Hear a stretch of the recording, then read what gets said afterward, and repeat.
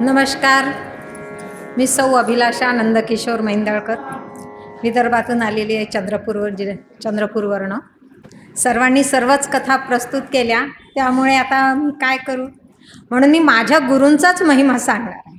माझे गुरु माझ्यासाठी काय आहेत ते गुरुचं मी सांगणार आहे. श्री गणेशाला प्रथम वंदन करते. श्री गणेशाय नमः, श्री सरस्वत्यै नमः, श्री सुरेशाय नमः. गुरुर्ब्रह्मा गुरुर्विष्णू गुरुर्देवो महेश्वरा, गुरुर्साक्षात् परब्रह्म तस्मै श्री गुरुवे नमः. प्रार्थितो मी सुरेश बाबाला, आनंद झाला सर्वजनाला. किलबिल पक्षी कोयल बोले, सद्गुरु सूर्य उदयास आले. गुरु म्हटलं की गुरुचं स्तवन हे झालंच पाहिजे, म्हणून मी माझ्या गुरुला वंदन केलं. माझे गुरु हे अमरावती जिल्ह्यातील आहे, श्री संत सुरेश बाबा, नांदगाव खंडेश्वर तालुक्यातील आहे. त्यांचा परिचय म्हणजे अगदी लहानपणापासूनच आलेला आहे. विदेही संत ते.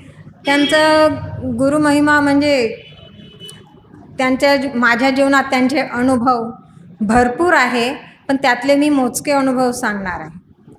वय 15-16 वर्षाची असेल मी कदाचित त्यावेळेस. जेव्हा त्यांना मी बघितलंही नव्हतं, पण त्यांच्या फक्त गोष्टी ऐकत आली की त्यांच्या गोष्टी कथा ऐकत आली. त्या ऐकता ऐकता त्यांच्यावरती विश्वास बसला आणि नंतर मग त्यांना पाहण्याचा योग आला. खरोखर पाहता क्षणी ते विदेही मूर्ती एकदम डोळ्यात भरली, एकदम मन प्रसन्न झालं. आणि त्यानंतर मग त्यांच्यावरची जे विश्वास ठेवला त्या संपूर्ण गोष्टी जीवनात झाल्या माझ्या. त्यांचा पहिला अनुभव असा आला माझा की त्यावेळेस मोबाईलचं साधनं नव्हते. माझी आत्या त्यांच्याकडे आणायची, तेव्हा एकदा असं घडलं की तिने आणलं पण आम्हाला बोलावलं नाही.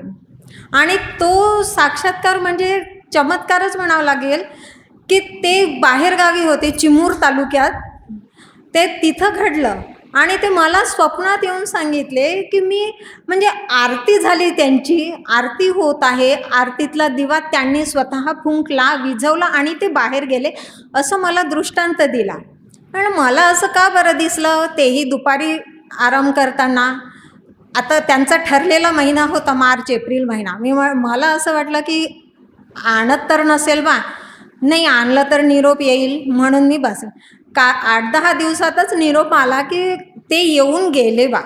म्हणलं मग तू मला नाही सांगितलं. मग त्यानंतर त्याने मग तुला काय दिसलं ते सांग म्हणे. मग मी हे जेव्हा वर्णन केलं, मला या पद्धतीने असं दिसलं तिथे स्वप्नात. अगं बाई हो का म्हणते. आणि तीच कृती त्यांच्या घरी त्यांनी केली. एकदम सर्वजण तिथे जे होते एकदम अचानकपणे ते झालं. त्याच्यानंतर माझा दुसरा अनुभव असा आला. एकदा मी खूप मोठ्या संकटात पडलो होतो आणि माझ्या भावाने एका मित्राचा नंबर दिला होता. तो पण होता 9 आकडे. साधारणतः आपल्या मोबाईलमध्ये 10च आकडे असतात, पण तो 9 आकड्याचा मोबाईल होता. आणि मला त्या दिवशी ज्या वेळेस काम पडलं त्या वेळेस मी त्या नंबरवर फोन केला माझा आणि त्यांचं बोलणं झालं. त्यानंतर मग मी दुसऱ्या दिवशी तो कॉल लावत होते, तो नंबरच लागत नव्हता. प्लीज चेक द नंबर असंच सांगत होते. आणि मी काल ह्या नंबरवरती दिवसभर बोलले आणि आज का बरं नंबर नाही लागत आहे. परत मी माझ्या भावाला दिला मोबाईल. मग म्हटलं की बघ बरं काय झालं, नंबर लागत नाही. त्याने चेक केलं. अगं तू हा नंबर चुकीचा डायल करत आहे, यामध्ये आकडेच नाही आहे, 9च नंबर आहे, मग तू कशी काय लावत आहे. म्हणजे माझ्याकडे कालच त्याने नंबर दिला, कालच मी बोलली त्याच्याशी एवढे 5-6 आणि आज असं म्हणत आहे. मग तो एक हे झाला. आणि तिसरा म्हणजे माझ्या मिस्टरांना अटॅक आला होता आणि त्यांना डॉक्टरने सांगितलं यांचं ऑपरेशन करा म्हणून. ऑपरेशन करा म्हणून म्हटल्यानंतर आम्ही घाबरलो सर्वजण ऑपरेशन करायचं, पण माझा विश्वास माझ्या गुरुवर होता. म्हटलं नाही, मी त्यांना विचारल्याशिवाय मी ऑपरेशन करणार नाही. डॉक्टर म्हणे तुम्ही पण ऑपरेशन करा, काय विचारायचं ते नंतर विचारा म्हणे. मी म्हटलं नाही, मी पहिले विचारेन, त्यांनी जर ऑपरेशनला परमिशन दिली तरच मी ऑपरेशन करेल, नाही तर काहीही झालं तरीही चालते. बिनधास्त होते बिलकुल. गुरुवर विश्वास एकदाचा टाकला की आपण बिलकुल डोळे झाकून विश्वास ठेवला पाहिजे, हे मी शिकले त्यातनं. मग त्यांना विचारलं, त्यांच्या काही सांकेतिक भाषा होत्या. मी विचारायला जायच्या अगोदरच ते दुसरीकडे उठून जायचे. पहिल्यांदा लक्षात आलं, मी म्हटलं नाही, आपलं हे विचारणं चुकीचं आहे.